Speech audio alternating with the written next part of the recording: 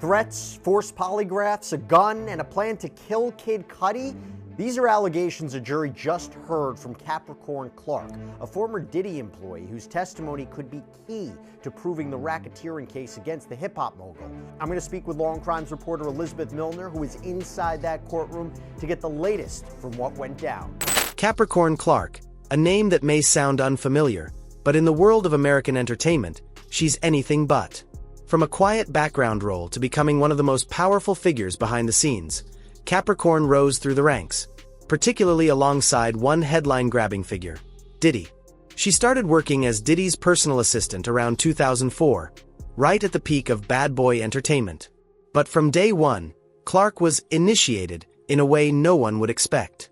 She recounted that on her very first day, Diddy took her to Central Park, not for a warm welcome, but for a discreet interrogation.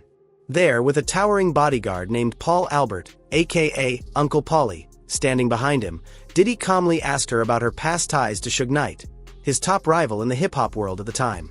Clark said that when she vaguely admitted to having a connection to Suge, who happened to be the father of her best friend's child, Diddy stared straight into her eyes and said, "If you have any ties to Suge Knight, I can make you disappear."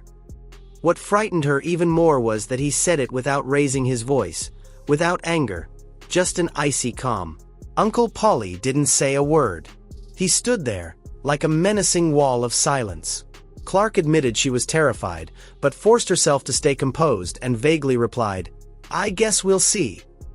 That moment was her first shock in a long chain of events that would span more than a decade. Years during which she was not just an assistant, but a front-row witness to the powerful, tangled web surrounding Diddy. By telling the jury that, right from day one of her employment, Combs threatened her life. And I think this has something to do with because she had worked for Suge Knight in the past, who's a big rival, by the way, of Diddy, if anybody doesn't know. I know, if people don't know kind of the rivalry, how it started between Diddy and Suge Knight, it's like you're living under a rock, essentially. But I thought it was interesting, just Capricorn Clark's connection to Suge Knight, and that she said that Suge Knight is the father of her best friend's children. Now, she didn't name who this best friend was while she was testifying today, but she did reveal that she had previously signed with Death Row way before she had worked with Bad Boy. So when she was hired at Bad Boy, of course, Diddy was going to have a conversation with her, and the conversation, according to Capricorn Clark, was pretty tense from what she had described. So she said this conversation that they had was just on her first day of the job as a personal assistant. So this was around the 2004 time frame, and she said on that first day that she, Diddy, and one of Diddy's security guards named Paul Albert, who we have known about for a while now, he's actually referred to by other witnesses as Uncle Paulie, that Diddy, Capricorn Clark, and Uncle Paulie all went to Central Park. And Central Park's a great place, right? But this conversation that was had at Central Park, not a great place, or not coming from a great place, according to Capricorn Clark's testimony. So she had explained that she went over to the park and that she was kind of describing Uncle Paulie's demeanor as menacing, and she even described him kind of as a linebacker when describing just the size of him. And she said that around this time that Diddy had told her that he would have her killed if she had anything to do with Suge Knight. And this was kind of a moment in the courtroom where a lot of people were just like, oh my God, what? Because when you're seeing Diddy inside that courtroom, he's very toned down. He looks kind of like a Huxtable, maybe possibly a Mr. Rogers, where he's just in a sweater, he's in an undershirt, he's just wearing slacks. Like, he's not the Diddy that we've seen on red carpets. He's not the Diddy we've seen on social media. So he looks toned down inside the courtroom. So to hear that he had allegedly wanted her killed because she had this previous relationship with Suge Knight, it was kind of just like a, oh my goodness moment a little bit, because this was kind of the first time we were hearing about this. Over the years, Capricorn climbed the ladder, from personal assistant to marketing director for Diddy's fashion line, and eventually brand manager for Cassie, Diddy's longtime girlfriend. From support staff to having a voice in all media matters for one of America's most prominent stars, her influence grew. But at the same time, she was drawn into a world where power was enforced through fear, and loyalty was a currency constantly tested. Bad Boy Entertainment, a name once synonymous with billboard dominance and musical glory, was, according to Capricorn, a place that ran on what she called a culture of fear-based control. With Diddy, perfection was expected in every tiny detail, but that perfection wasn't inspired by creativity or motivation. It was demanded through pressure and threats. Clark recalled years of working under Diddy, where she witnessed 2 a.m. meetings and dress rehearsals that dragged on for hours just to choose the right shade of foundation for Cassie. And if the shade wasn't what Diddy wanted, the makeup artist would be fired on the spot. No warning, no explanation. For a racketeering conspiracy charge where prosecutors are saying that he operated a criminal enterprise that was engaged in a pattern of illegal activity, and there are all these underlying crimes, they have to convince this jury that he's essentially almost like a mafia boss, right? That he's a gang leader. And the more they can say who he surrounded himself with, and there was violence and threats and drugs and guns and bodyguards, that's how they build it up. Now, we'll get more into the specifics of the underlying charges they're trying to prove with racketeering, but just to give everybody a sense of what we're talking about, didn't you also describe having to take a lie detector test? This over missing jewelry, which she wouldn't be the first witness, the first former employee of Combs to testify in this trial about a lie detector test.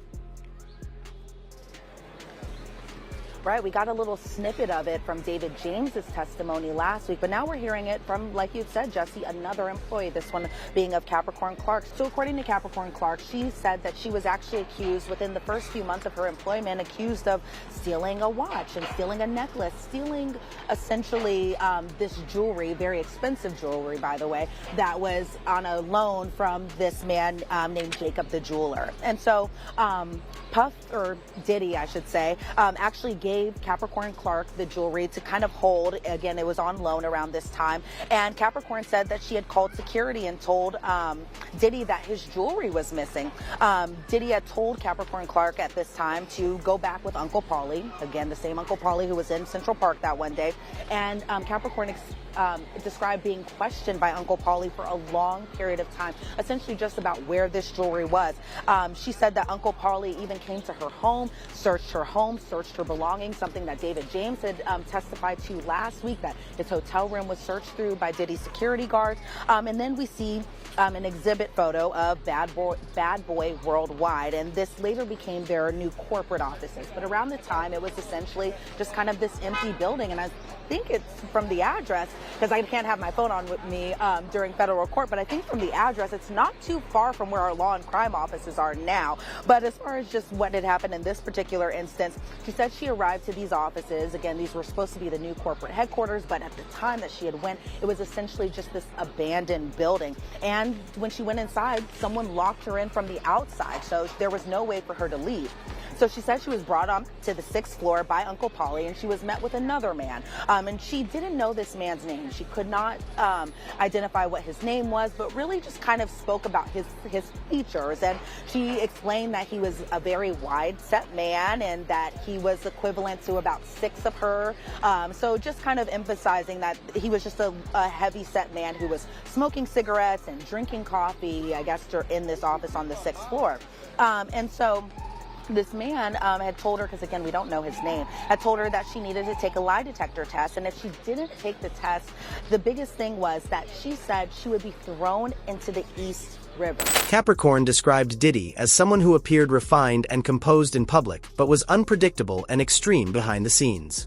Everyone on the team understood there was an invisible line they dared not cross. Diddy had a habit of using lie detector tests to measure loyalty, especially for anyone working directly with Cassie. According to Capricorn, she was once made to take one of these tests just because she gave the wrong answer to a question about whether Cassie had been invited to lunch by a male stylist. Suspicion didn't require proof, and everyone knew, to survive at Bad Boy, you had to work like you were walking a tightrope, always balanced, never looking down. Clark also shared that during a photo shoot, Cassie once broke down in tears because Diddy demanded she change outfits 6 times, just to see which one had the right energy on camera. Later, Capricorn realized this was Diddy's way of testing Cassie's patience, and it was also a test for her, as Cassie's image manager. When asked why she didn't leave earlier, Clark gave an answer that left the courtroom silent. When you live in a world where everyone around you is suffering the same way, you start to think it's normal.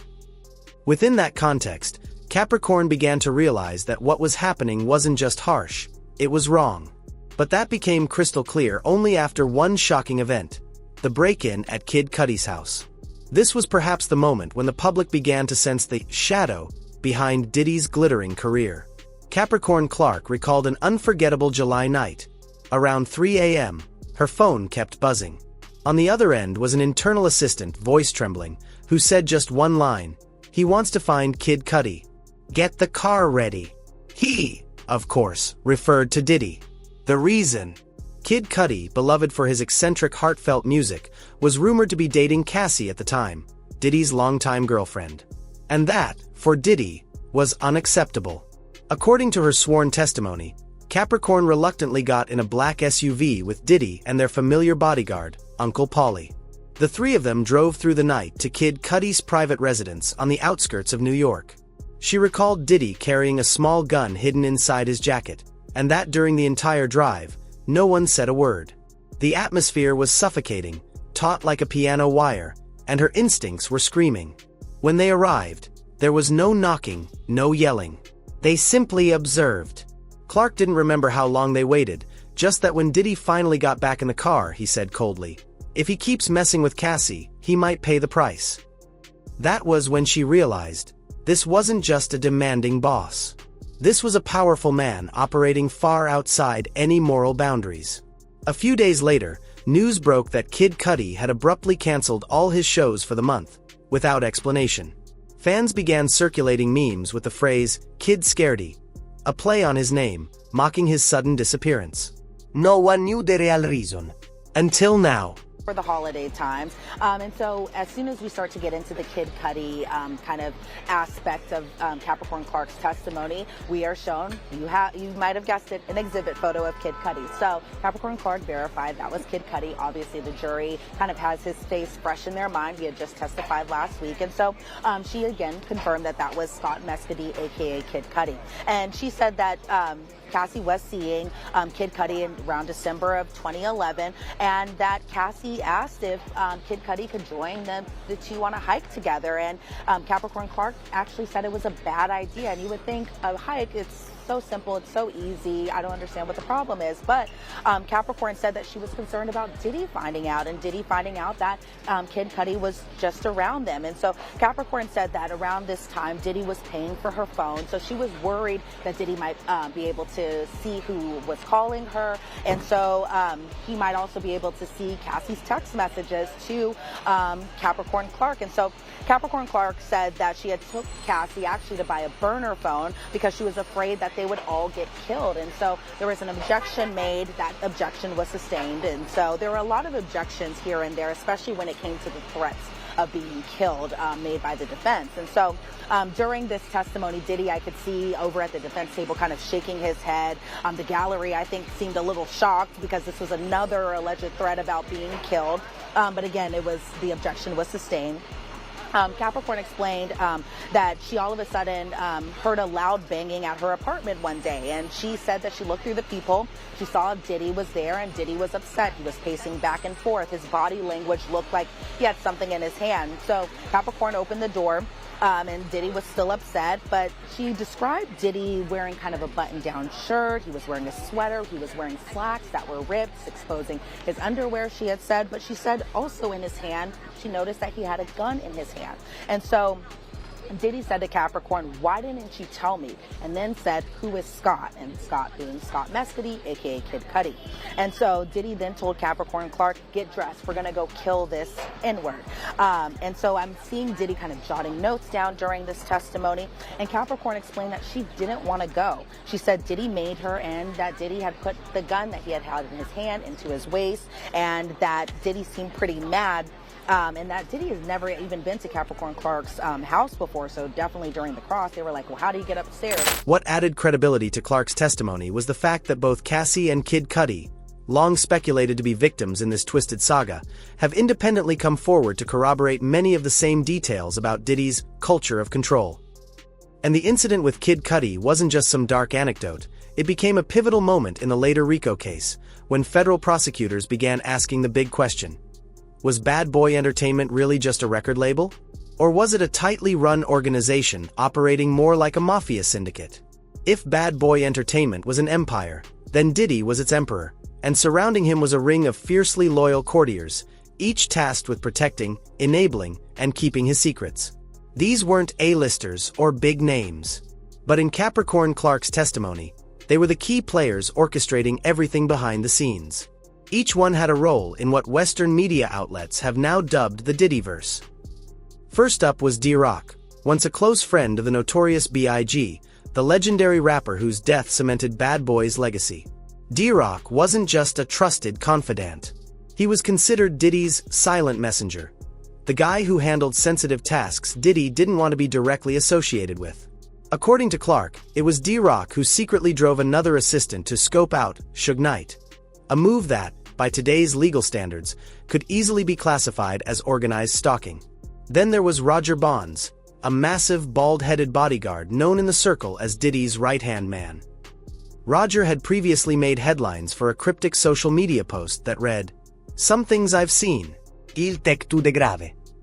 In her sworn testimony, Clark revealed that Roger was often put in charge of handling high-risk situations, which she said meant plugging up leaks within the inner circle. No one has officially confirmed this role, but many in the music industry believe Roger's presence alone is what kept multiple former insiders from ever speaking up. Individually, these people might look like ordinary bodyguards, assistants, or drivers. But when you piece together their roles over time, as Clark did in her account, they form a web, a network designed to help Diddy maintain absolute control. That's why prosecutors began to suspect. Were these recurring incidents over the past decade mere coincidences? Or were they signs of a deliberately structured system of control? Enter RICO, the Racketeer Influenced and Corrupt Organizations Act. Enacted in the 1970s to dismantle mafia operations, RICO has since become a powerful tool for taking down companies or groups engaging in systemic criminal activity. And now, Sean Diddy Combs, an icon of music and fashion, is squarely in its crosshairs. So why has this moved beyond a civil case and into the realm of a full-blown federal criminal indictment? The answer lies in the pattern of behavior Capricorn Clark described. Threatening staff, coercing loyalty, unpaid labor, using violence to retain power, and actions that edge disturbingly close to kidnapping and illegal firearm possession. From a prosecutor's perspective, this isn't just a hot-headed boss pushing limits. It looks more like the interlocking pieces of a long-running power-based abuse network. To meet RICO standards, prosecutors must prove at least two related criminal acts, what's called a pattern of racketeering activity. But with Clark's detailed testimony, plus prior accusations from Cassie and Kid Cudi, the list is far longer. Death threats, unlawful surveillance, use of firearms, forced labor, sexual intimidation, even document falsification to cover up misconduct. One detail that particularly caught legal experts' attention was Clark's claim that she was pressured into signing non-disclosure agreements after witnessing disturbing behavior. If those NDAs were signed under coercion or intimidation, they could be considered obstruction of justice, another potential link in a racketeering case. Many have asked, why now? Why are all these people speaking out at once? The answer lies in the post-#MeToo wave, a cultural reckoning that has empowered many former insiders, once silenced by fear, to step forward with the social and legal backing to finally expose the industry's untouchables. Diddy, once the media mogul at the top of the game, is now the target of one of the most closely watched criminal investigations in the U.S. But even with mountains of testimony and documents stacking up, one looming question remains. Is Diddy truly the perpetrator, or is he a product of a toxic entertainment industry that molded him into this role? That's a deeper issue, and one we'll explore in the next part, where we examine Diddy not just as a public figure, but through a more nuanced lens. Is he a genius, a villain, or someone consumed by the very power he fought so hard to gain? Sean Diddy Combs isn't just a rapper, a music producer, or an entrepreneur. He's a symbol. Since the 1990s, Diddy has blazed through the music industry like a force of nature. He discovered and launched Biggie Smalls, helped commercialize hip-hop on a massive scale, and built a multimedia empire that intertwined fashion, music, alcohol, and personal branding into a multi-billion-dollar juggernaut. But today, that image of Diddy in a pristine white suit doing the iconic Diddy Bop is being replaced by another. A solemn man sitting in a courtroom, wearing a plain sweater and light gray slacks, looking more like an anonymous office worker than a mogul. The question isn't just, did he commit a crime? It's also, what happened to turn someone so magnetic, creative, and bold into the central figure of a federal criminal case? Some argue that Diddy is the embodiment of the American dream, a black man who rose to power through talent and hustle in a rigged system. But once at the top, he began using the very tools that system once used to hold people like him down. Absolute power, absolute control, and fear as a management strategy. Others believe that Diddy is a victim of the industry itself, an industry that demands perfection to an unrealistic degree. In that game, it's not enough to succeed. You have to keep succeeding over and over again. Many who survive that pressure become tyrants, not because they want to be, but because they believe that's the only way to keep their seat at the table. But here's the problem. When power goes unchecked, it doesn't just hurt others, it erodes the soul of the one holding it. Diddy may have sacrificed his own humanity in order to become irreplaceable in an industry that eats its own. Cassie, Kid Cudi. These are just the names we know, the ones who found the courage to speak up. But how many others are still silent, gripped by fear? And if the allegations are true, this isn't just the fall of one man, it's a warning shot aimed at the entire music industry. Fame and success can't be a permanent shield against the truth. This story is far from over. Diddy has not been convicted of anything, and under the law, he remains innocent until proven guilty. But in the court of public opinion, in the eyes of the media, and among those who once stayed quiet, his trial has already begun.